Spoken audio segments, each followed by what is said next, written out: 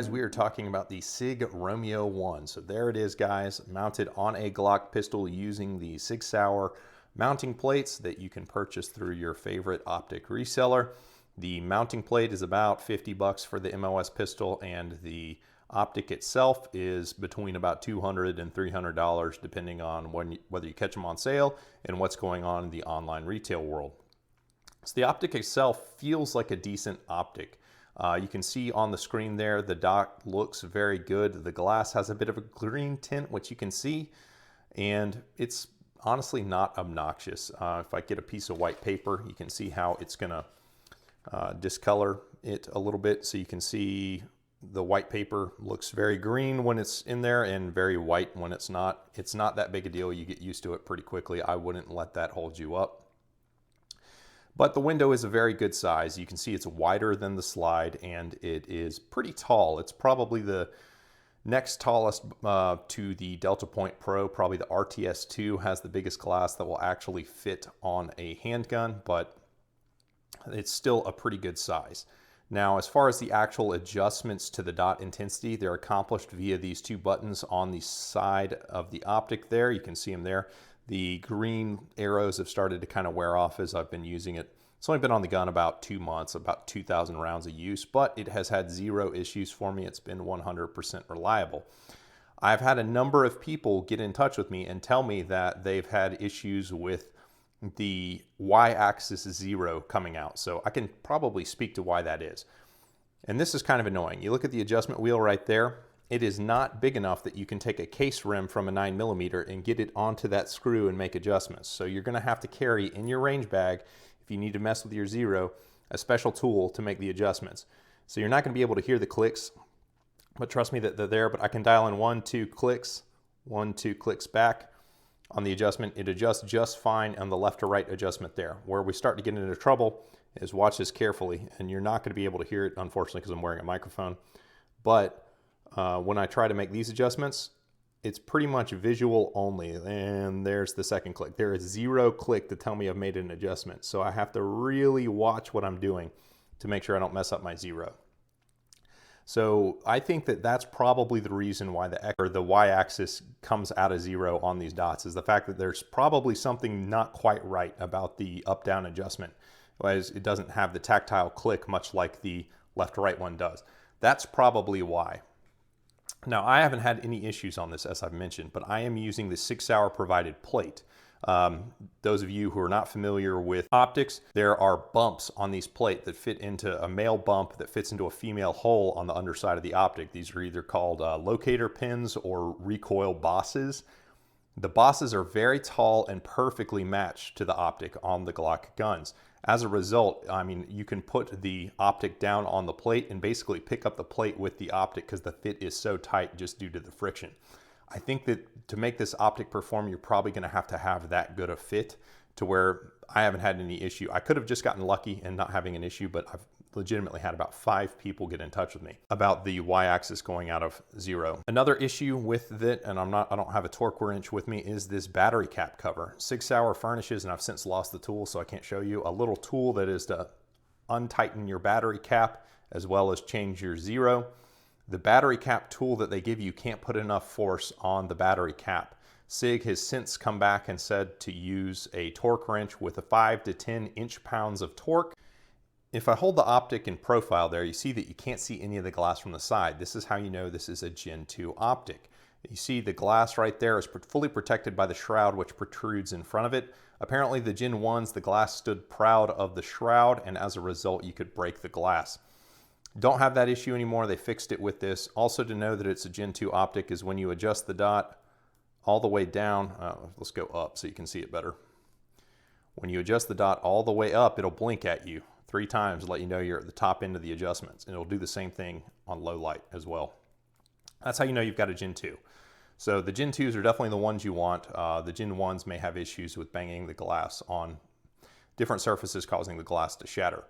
The glass is very clear. I have no issues with it. The Optic body itself doesn't feel super durable. It's about an ounce lighter than my preferred Optic, which is the Delta Point Pro. And I thought that that might affect the slide cycling feel and speed of the gun, but I honestly can't tell a difference. I don't think that extra ounce in the Optic makes as much of an impact as I thought it would.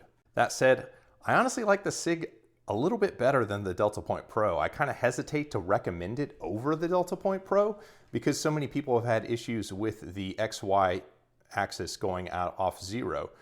But from what I'm told, the 6 MOA dots actually have a pretty good track record and don't have that same issue, and they're built to a higher standard. So I gotta believe there's probably gonna be a stealth change to the 3.25 MOA dots to make them a little bit more squared away on the adjustment knobs.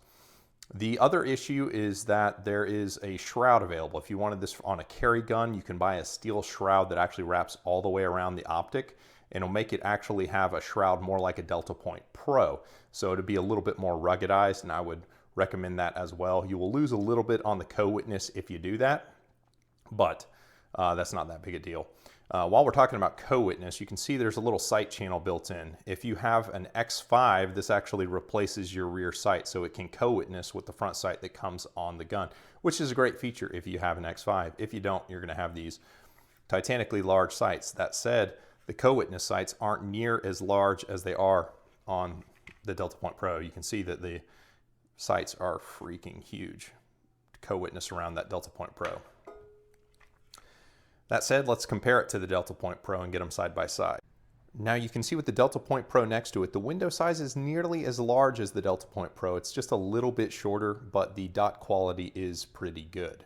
Now, as far as the optic housing is concerned, you can see that the brass has nicked up. A lot of optics, this happens on a lot of optics. I wouldn't get too worried about that.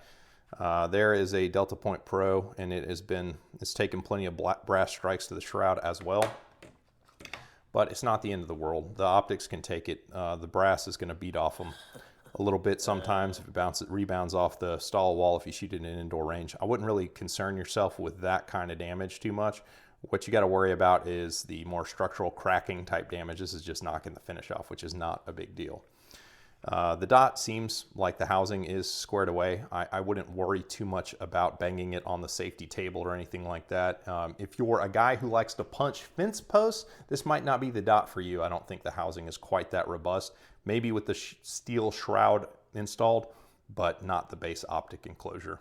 As far as protecting the optic is concerned, Sig gives you this little plastic hood that fits over and kind of snaps in on it. And it seems like, oh, this is really good. It's going to do a good job of protecting it. But what you don't realize is that it doesn't take a whole lot to get this thing to come off. It's not held on there very well. And if you use the aftermarket shroud that they provide to mount around the hood on the optic, you can't even use that thing anymore. So it really becomes sort of worthless. It's okay for what I'm doing on a range gun, but if I were to get this on a carry gun with the shroud, it wouldn't work anymore. So you'd have to get like a rubber cover or something like that, like that's off a Delta Point Pro, and that actually works pretty good on the Sig as well. So something like this would be good to keep the optic safe in your range bag more so than the cheesy plastic one that it comes with. As far as adjustments concerned, we talked about the calculator buttons on the side, but it also has a motion activated sensor so that you can leave it alone and it'll put itself to sleep. You pick it up and the dot turns back on. I haven't had any issues with it, but admittedly it's installed on a range gun. But when I tested it, it worked just fine. I have no reason to believe that it doesn't work. As far as the batteries are concerned, it uses a CR1632 battery as opposed to kind of the 2032, which is more prevalent in the red dot optic space, but is still pretty common. It's probably the second most common battery used in these optics. I don't know what the battery life is. I haven't had any issues with it yet, but again, this is a range gun and not a carry gun. So you might check out like Sage Dynamics or somebody like that who's done more of a longitudinal test on a carry gun. Again, this is on a competition gun, so in a competition context, I think the optic is honestly squared away, and I could recommend it. I legitimately do like this better than the Delta Point Pro, but I just don't know that the dot will hold zero on the y-axis, so I hesitate recommending it. If you can get a good deal on it, I'm sure Sig will take care of you, but it sounds like their warranty program is a 6 to 8 week turnaround similar to Leupold, which is not as ideal. But honestly, I really like the Sig. I think it's a good value. They're asking between $200 and $300 depending on how you catch it. And I think that's a pretty good price point for this thing. It feels like a quality dot in all honesty. I like the Sig dot. I wish it didn't have the high contrast name on the side, because on my Glock pistol it looks kind of silly to have the big G and then the big Sig logo there.